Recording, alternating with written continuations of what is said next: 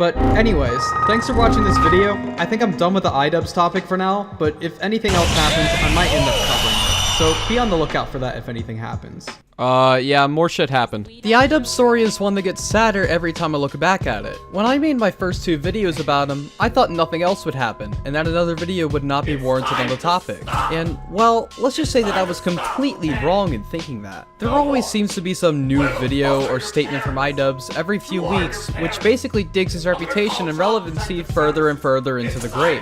And it's been really sad to say the least, especially as someone who used to watch him as a kid. And this is especially apparent in 2 of his most recent videos. I miss the old Idubbbz and the harsh reality of Creator Clash 2. I think if anything, these videos are the perfect representation of recent Idubbbz and how pathetic he's become.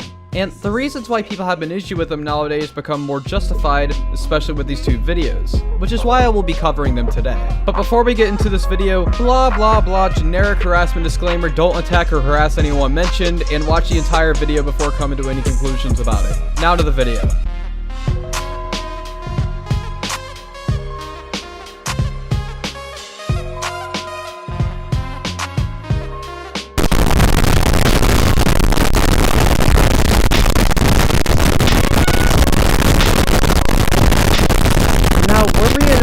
Last video, we talked about Idubbbz's statement about the Froggy Fresh controversy, and interestingly, during the beginning of that video, Ian talked about how he didn't like his older content anymore, and he mentioned potentially making a video about his old content and denouncing it, which he eventually followed through with. When this video initially came out, I decided that even though I didn't like Ian anymore, and at that point I had made 2 videos about him already, I would go into it with an open mind. But even with me being unbiased, I can't help but see the video was very pathetic in many ways, and I'll try to explain why by going over some of the points in Ian's video. Just a quick disclaimer that a lot of what I say in this section may be repeated from my first Idubbbz video, since I'm talking about similar subjects, so let's just get into it. One of the first points that Ian made in his video was about his Content Cop series. Essentially, he claimed that the Content Cop videos were just him morally grandstanding, and that he was criticizing people for very lackluster reasons. The content I'm talking about specifically are Content Cop videos and videos where I was just generally criticizing people for very lackluster reasons, and you know, obviously didn't have any accountability online whatsoever on my end. I was morally grandstanding and acting as if I am any better than any of these people that I was making Content Cop videos on, and I'm not. I get that this just might be a difference of opinion between me and Ian, but I completely disagree with what he's saying here. Let's look at one of the biggest Content Cop videos for an example, the Keemstar video. For the Keemstar Content Cop, Ian criticized Keemstar for many reasons which I wouldn't call lackluster at all, with one of the first points in the video essentially criticizing how Keem handled Pyrocynical slightly criticizing him, for example, which is how the French girl situation became public. There's a reason that the Idubbbz video about Keem is the only one that's looked at positively even years after it came out. The videos that came out from H3, Grade A Under A, Leafy, and Pyrocynical were filled with lies, misinformation, and they all took Keem out of context in certain points. And this is why these videos were essentially forgotten within the first few months of them being uploaded, besides them being criticized by commentators like me years later. The Idubbbz video, however, stood the test of time, and you can even apply the points to Keem nowadays, 7 years after the video was uploaded. So, to get back on track here, I just straight up disagree with this point that the Content Cop series was just moral grandstanding and lackluster criticisms. But moving on from that, another one of the major points in Ian's video was about him being responsible for his audience and how they act generally. I've just always had this dumb philosophy that I'm not responsible for, you know, my audience and how they behave beyond what content I put out, and that's stupid. And it's led to a lot of hate and a lot of bad outcomes. And I just want to make it clear that I am absolutely responsible for my audience. And you know, I guess if you want to, you know, look out for people who are red flags, it's definitely people who had my mentality that say, I'm not responsible for what my audience does. With this point, I can sympathize with Ian here. I watched his appearance on Anthony Padilla's channel while researching this video, where he talked about hating his fan interactions, and that he was the cause of his fan base being like that due to the content he made. I can completely understand him not liking his audience. However, him being solely responsible for his audience being like that doesn't hold up very well if I'm being honest. I'd say that it isn't Ian's fault that more edgy content tended to attract some pretty bad people. And even if it was his fault, I'd argue that Ian got too big to be able to control his audience and who watches him, if he was even able to do that in the first place. At his peak of growth, he almost had 8 million subscribers. I've seen people that had a smaller channel than him that weren't even able to control their audiences and who watches them. It's just an unrealistic expectation for Ian to be responsible for his entire audience. And to top this all off, anybody making commentary videos are bound to gain some people in their audience who will harass the targets of videos. It's an unfortunate side effect of criticizing anyone on the internet if you have a big audience, and I'd argue that you can't really control this stuff when it happens. The best thing you could do is have something like a harassment disclaimer, but again, if someone was going to harass the target of a video, they were going to do it whether you tell them to or not. But moving on from that, the last thing I want to talk about was him apologizing to Tana Mojo, specifically for the Content Cop episode about her, which didn't age too well, and I'll go over how that didn't age well in a second, but I want to show the clip of Ian apologizing to her for context first. I particularly want to apologize to Tana. Tana, I'm sorry. I should have never made that video. I harassed Tana in person and then harassed her online, and that's deplorable behavior. It's so stupid. This part kinda confused me for several reasons, but let me just say this flat out. Tana did not deserve an apology for what Ian did at her event back in 2017.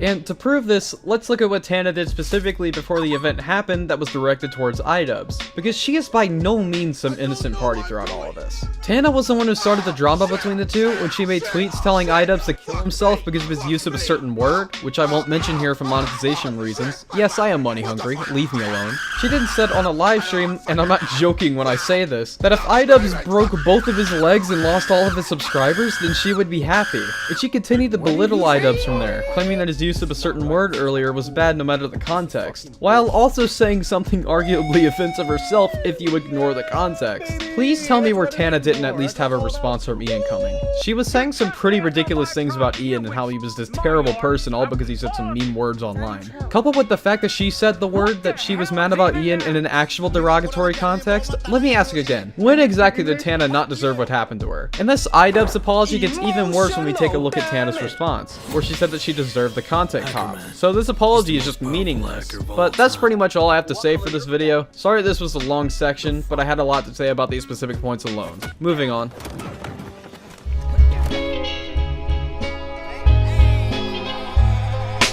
Now, I've talked about Creator Clash 2 in every single video in this series so far, but I promise that even if this isn't my final Idubbbz video, it probably will be, but that's beside the point, this will be my last time talking about this. I thought it was important to speak on some of the updates in the situation though, considering how big the updates to this actually were. So let's get into it. On July 3rd, Ian released a video called The Harsh Reality of Creator Clash 2, where he talked about a lot of the hardships with handling the event. But the main one that got people talking was that Creator Clash 2 had a net loss of $250,000.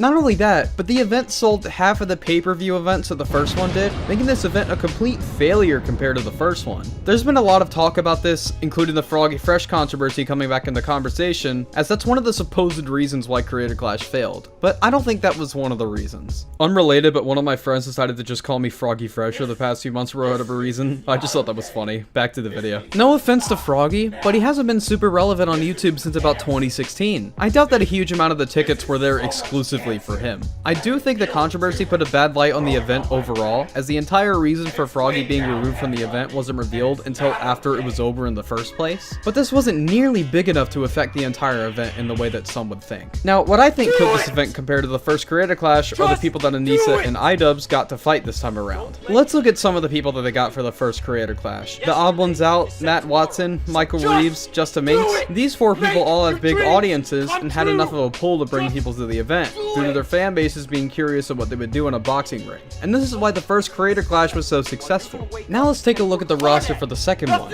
There were some names that people knew, but not as many as last time. Coupled with the fact that there were more fighters and more expenses in general to get the second event going, there's no wonder why it failed the way it did. I'd also say that the novelty of the first Creator Clash event was pretty much lost once the second one came around. The thing that made the first event so appealing, to me at least, is that creators who were never interested in fighting were pushed out of their comfort zone. None of these people on these cards had any fighting experience, so it made things pretty interesting for a little while. But this novelty eventually wore off, and now I'd say that people much prefer seeing people who take fighting a bit more seriously. The worst part about everything concerning this event is that charities weren't able to get money, at least not initially anyways. Idubbbz ended up doing a charity live stream on Twitch to raise the lost money from the event so that the charities could actually get the money from it. So things are solved there. But it is pretty sad to see the event fall flat on its face like this, especially as someone who was a former fan of Idubbbz and used to watch all his content all the time when I was younger. But that's pretty much all I have to say here in this section. Moving on. 早上好，中午，现在我有冰淇淋，我很喜欢冰淇淋，但是速度与 The story of Idubbbz is one that will continue to get worse over time, as Ian continues to alienate his fan base and pushes away everyone who's been watching him for the past decade or so. It's a sad story, but an interesting one nonetheless. Over the past few months, he's been digging himself a bigger and bigger hole with every decision he makes, which has been chronicled by commentary YouTubers like myself. And I don't doubt that he'll continue to get criticized and ridiculed after this point, with some reasons being valid and some pretty stupid, but for now, I think I'm done with the topic. I've said everything I could possibly say about Ian without completely retreading the old points I've made, so I'll just leave it here. Thanks to everyone who waited for more videos. Sorry for taking a 2-month break, but I got massively burnt out after trying to make YouTube videos weekly, and I needed to reevaluate things for my channel. I'm back now though, and things should be returning to normal from here on out, so be on the lookout for newer videos. I also have a podcast with my friend Spinling and my second channel, both will be in the description of this video. I also have a join button if anyone wants to click that, and with that, I'll be taking my leave. I'll see you in the next video. Oh yeah, one last thing. Hashtag FLM.